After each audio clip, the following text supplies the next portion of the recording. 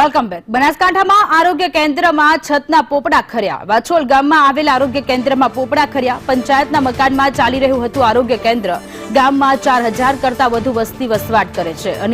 અનેક રજૂઆતો છતાં નવીન મકાન નથી બનાવાયું। જર્જરિત મકાનમાં મોટી જાનહાનિ સર્જાવાની ભીતિ અત્યારે વ્યક્ત કરવામાં આવી રહી છે। પંચાયતના મકાનમાં આરોગ્ય કેન્દ્ર ચાલી રહ્યું હતું। આરોગ્ય કેન્દ્રમાં છતમાંથી પોપડા ખરતા નજરે પડી રહ્યા છે।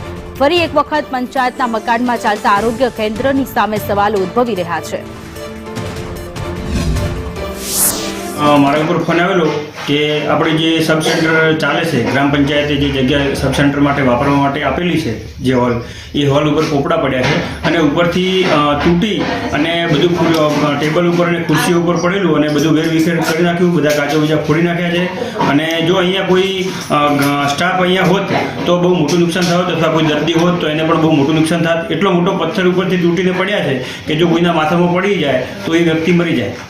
બરાબર, એટલા માટે આજે તકલીફ થઈ છે આજે સવારે એનું તાત્કાલિક સરકાર સમાધાન કરે અને આ ગ્રામ પંચાયતમાં જે સબ સેન્ટર છે તે મંજૂર થયેલું છે, એના માટે જમીન ફાળવણી કરેલી છે, ટેન્ડર પ્રક્રિયા પણ થઈ ગઈ છે, પણ હજુ સુધી લગભગ 7 થી 8 મહિના થઈ ગયા ટેન્ડર થયા ને એના પછી હજુ સુધી પણ જો બાંધકામનું કામકાજ